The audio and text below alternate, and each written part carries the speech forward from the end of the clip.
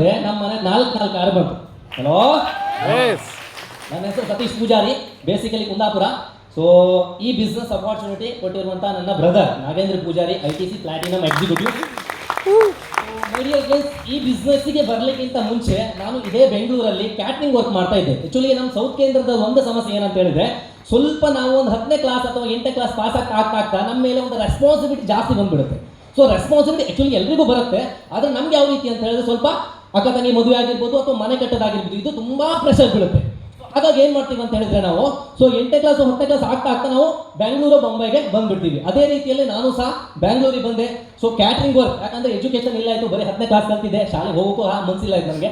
So ಹಾಗಾಗಿ 10ನೇ class ಕಲ್ತ್ಕೊಂಡು ಸೀದಾ ಬೆಂಗಳೂರಿಗೆ ಬಂದೆ. ನಮಗೆ ಬಾಬಾ ಅಂತ ಕರೆಯುವಂಥ ಒಂದು ಒಳ್ಳೆ ಉದ್ಯೋಗ ಅಂತ ಹೇಳಿದ್ರೆ ಅದೇ ಕ್ಯಾಟ್ರಿಂಗ್ ವರ್ಕ್, ಮತ್ತೆ ರೋಸ್ ಅಂತ ಕರಿತೀವಿ. ಆ ವರ್ಕ್ ಮಾಡ್ತಾ ನಾನು ಸ್ವಂತ ಆಟೋ ಸಹ ಹಾಕೊಂಡೆ. ಯಾಕಂದ್ರೆ ಅಲ್ಲಿ ಸಂಪಾದನೆ ಮಾಡ್ತವಂತ ಹಣ ನನಗೆ ಆಗುದಿಲ್ಲ. ಯಾಕಂದ್ರೆ ಮನೆ ಕಟ್ಟಬೇಕು, ಮನೆ ಜವಾಬ್ದಾರಿ ಉಂಟು, ಅದ್ರ ಜೊತೆಗೆ ಆಟೋ ಹಾಕೊಂಡು ಅಂದ್ರೆ ಜೀವನ ನಡೆಸ್ತಾ ಇದ್ದೆ. ಆ ಟೈಮಲ್ಲಿ ಏನಾಯ್ತು, ನನಗೆ ಈ ಅಪಾರ್ಚುನಿಟಿ ಬಂತು. ಆವಾಗ ಈ ಅಪಾರ್ಚುನಿಟಿ ನಾನು ತಗೊಳ್ಳಿಲ್ಲ, ಯಾಕಂದ್ರೆ ಈ ಬಿಸ್ನೆಸ್ ನಮ್ಮಣ್ಣ 13 ವರ್ಷದ ಹಿಂದೆ ಮಾಡಿದ್ರು.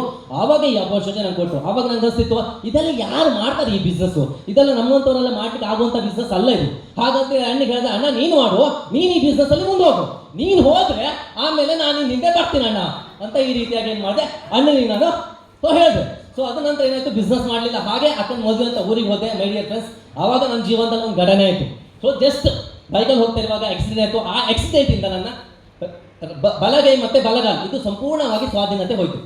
ಸೊ ಡಾಕ್ಟರ್ ಏನು ಮಾಡಿದೆ ಅಂತ ಹೇಳಿದ್ರೆ, ಎಡಗೈದು ಮತ್ತೆ ಎಡಗಾಲದು ನರ ತೆಗೆದು ಅಡಾಪ್ಟ್ ಮಾಡಿ ಬಲಗೈಗೆ ಹಾಕಿದ್ರು, ಮೂವ್ಮೆಂಟ್ ಬರಲಿಲ್ಲ. ಅದ ನಂತರ ಕಾಲಿಗೆ ನೀ ರಿಪ್ಲೇಸ್ಮೆಂಟ್ ಮಾಡ್ಬೇಕಂತ ಹೇಳಿದ್ರು. ಸೊ ನೀ ರಿಪ್ಲೇಸ್ಮೆಂಟ್ ಮಾಡ್ಲಿಕ್ಕೆ ಒಪ್ಕೊಳ್ಳಿಲ್ಲ, ನೋಡುವ ಸ್ವಲ್ಪ ಟೈಮ್ ಕಳುವ, ಸೊ ರಿಕವರಿ ಆಗ್ತೀನಾ ಅಂತ ಹೇಳಿ. ಸೊ 1.5 ವರ್ಷ ಹಾಸ್ಪಿಟಲ್ ಇದ್ದೆ, ಎಲ್ಲಾ ರೀತಿಯ ಮೆಡಿಸಿನ್ಸ್ ಮಾಡಿದೆ, ಯಾವ ಮೆಡಿಸಿನಲ್ಲೂ ಸಹ ಕ್ಯೂರ್ ಆಗಿಲ್ಲ.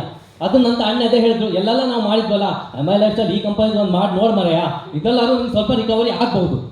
3 ತಿಂಗಳು ಮಾಡಿದೆ ಮೈ ಡಿಯರ್ ಫ್ರೆಂಡ್ಸ್, ಏನೂ ಸಹ ಅಷ್ಟೊಂದು ಕಾಣಿಸ್ಲಿಲ್ಲ.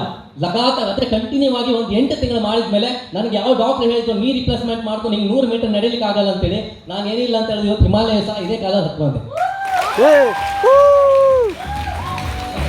ಅದನ್ನಂತ ಲೈಫಲ್ಲಿ ನಾನು ಅನ್ಸ್ಕೊಂಡಿಲ್ಲ, ನನ್ನ ಲೈಫಲ್ಲಿ ಮತ್ತೆ ಪುನಃ ಬದಲಾವಣೆ ಬರುತ್ತೆ ಅಂತೇಳಿ. ಯಾಕಂದ್ರೆ ಆಕ್ಸಿಡೆಂಟ್ ಆದಾಗ ತುಂಬ ಡಿಪ್ರೆಷನ್ಗೆ ಹೋಗಿದ್ದೆ. ಅಣ್ಣ ಒಂದೇ ಒಂದು ಮಾತಾಡಿದ್ರು, ತಮ್ಮ ದೇಹದಿಂದ ಯಾರೂ ಸಹ ಅಂಗವಿಕಲ ಆಗಲ್ಲ, ಮನಸ್ಸಿನಿಂದ ಆಗ್ತಾನೆ. ಈ ಮನಸ್ಸಲ್ಲಿ ಅನ್ಕೊಂಡೆ ನೀನು ಅಂಗವಿಕಲ ಅಂತೇಳಿ 100% ನಿನ್ನ ಲೈಫಲ್ಲಿ ಸಾಧನೆ ಮಾಡ್ಲಿಕ್ಕೆ ಆಗಲ್ಲ. ಸೊ ನೀನು ಅನ್ಕೊಂಡೆ ನೀನು ಏನು ಬೇಕಾದ್ರೂ ಸಾಧನೆ ಮಾಡ್ಬೋದು ಅಂತ ಹೇಳಿದ್ರೆ 100% ಮಾಡ್ಲಿಕ್ಕೆ ಆಗೋದು ಅಂತ ಹೇಳಿದ್ರು ಮೈ ಫ್ರೆಂಡ್ಸ್. ಅದು ಮುಖಾಂತರ ಈ ಬಿಸ್ನೆಸ್ ಸೀರಿಯಸ್ ಆಗಿ ವರ್ಕ್ ಮಾಡಿದೆ. 1 ಅಲ್ಲ 2 ವರ್ಷ, 3 ರಿಂದ 4, 5 ವರ್ಷ ತಾಳ್ಮೆ ಮತ್ತು ನಂಬಿಕೆಯಿಂದ ಈ ಬಿಸ್ನೆಸ್ ಮಾಡಿದೆ ಮೈ ಡಿಯರ್ ಫ್ರೆಂಡ್ಸ್. ಸೊ ಹಾಗಾಗಿ ಇವತ್ತು ನಾನು RTC ನಿಯರ್ ಬೈ NTC ಅಂತ ಇದ್ದೀನಿ, ಕಾರು ಸಹ ಪರ್ಚೇಸ್ ಮಾಡಿ ಒಂದು ಒಳ್ಳೆ ಲೈಫ್ ಸ್ಟೈಲ್ ನಡೆಸ್ತಾ ಇದ್ದೀನಿ. So wish all the best. ನೀವೆಲ್ಲರೂ ಸಹ ಈ ಬಿಸ್ನೆಸ್ ಮಾಡಿ ನಿಮ್ಮ ಜೊತೆ ನಾವಿದ್ದೀವಿ. Wish all the best. Jai Hind, Jai Bharat.